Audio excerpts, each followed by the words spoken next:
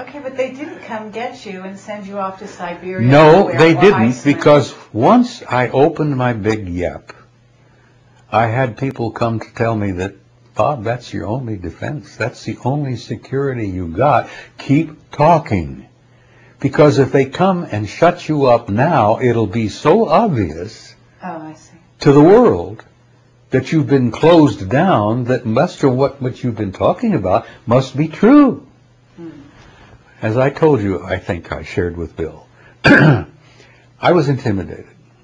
I had phone calls on people who wouldn't identify themselves, male voices saying, don't you think you've talked about this just about enough? Why don't the hell you time for you to shut up? Who's this? Never mind. Keep your damn mouth shut on this. Click. I had a number of those. I had a little house in Tucson in a cul-de-sac. I lived there. I bought it years ago. Bought it in 60-something. I'm sitting there one day, reading or whatever, and I hear a very distinctive sound. I knew a helicopter. I know the sound of a Huey because I'd been in Vietnam. Okay. And the Huey has a distinctive sound all of its own. And I thought, you know, is it passing over?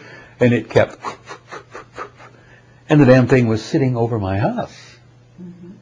So I go out the door into the driveway and I look up and there's this totally black Huey-type helicopter, not more than 100 feet above my house, violating FAA rules, you know, totally violating the rules, but the damn thing was sitting up there, and there was not a marking on it, not one mark on it.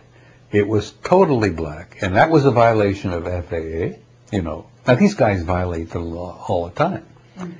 And I stood out there, and I thought, who the hell are you? And I looked up and studied it, and there was this big circular, glassy apparatus on the bottom of this thing. It was part of the aircraft. And I concluded later that it was probably one of those 360-degree windows. And there were probably guys sitting in there looking at me down through this glass. But it was black, totally black. The glass was black. The thing was sitting up there and just kind of like, you know, that, what are you going to do about it? And I shook my fist, pointed my finger, mouthed a couple of profanities, called him a number of names. I know you son of a bitch. I know who you are, and I know what you're doing. Okay. And about the time I really am giving them hell, I'm sure they thought, all right, we've got his attention. Off it went. First of all, totally black, no markings violation. Hovering over a private residence violation. Sure. You know, they don't care.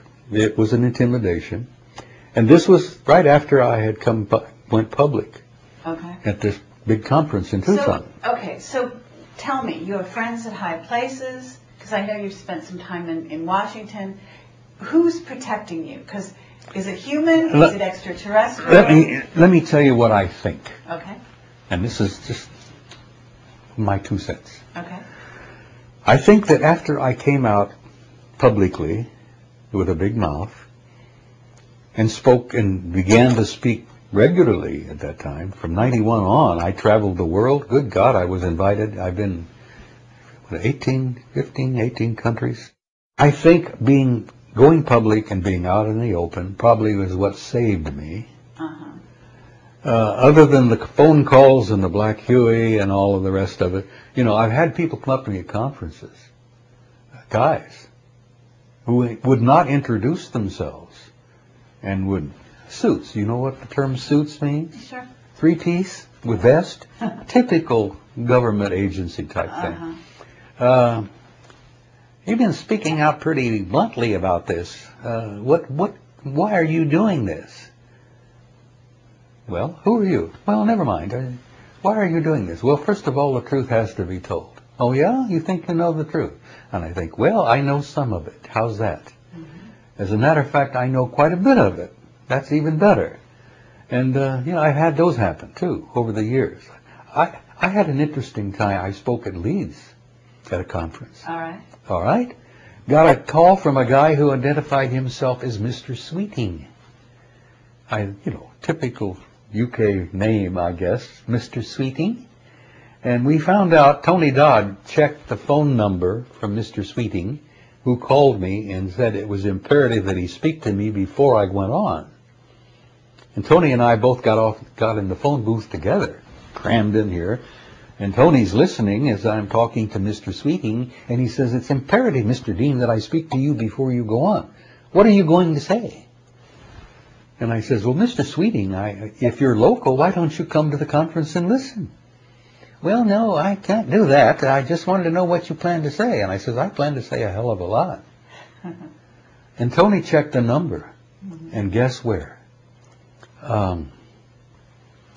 There's an enormous U.S.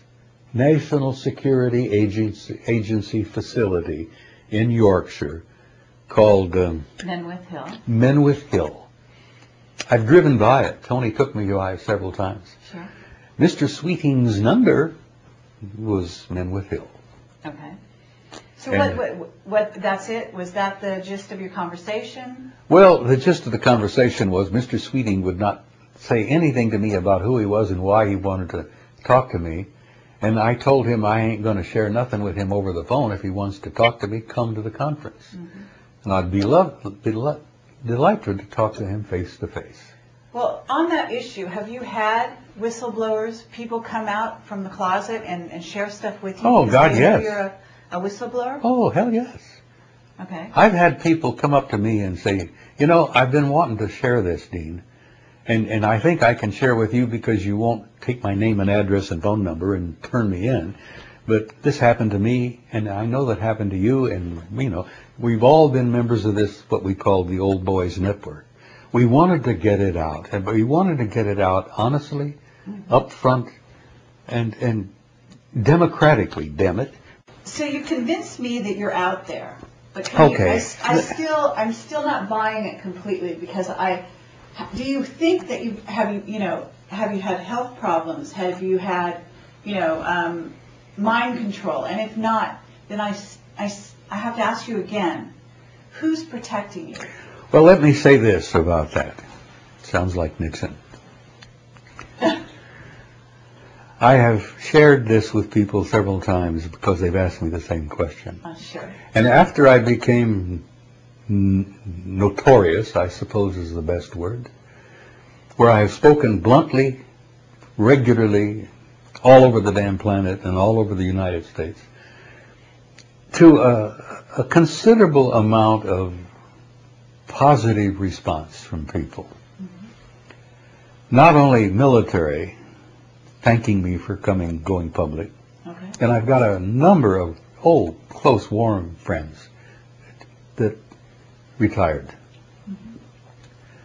that have, to a level of some degree, a good friend in Roswell, retired Army sergeant, who after he went public, his son was killed by a hit and run. And they always concluded that it was the result of his going public. Clifford Stone. Clifford lost his boy. We interviewed him, yeah. Clifford is a very close friend. And his boy was killed right after he had published his book. Now you say, coincidence. Bullshit. I've seen a lot of coincidence in my time, and I don't believe in it. Okay. I don't believe there is such a thing as coincidence. Mm-hmm. In everybody's life, there are no coincidences. It's all laid out. Clifford is like me now. He's turned into a recluse.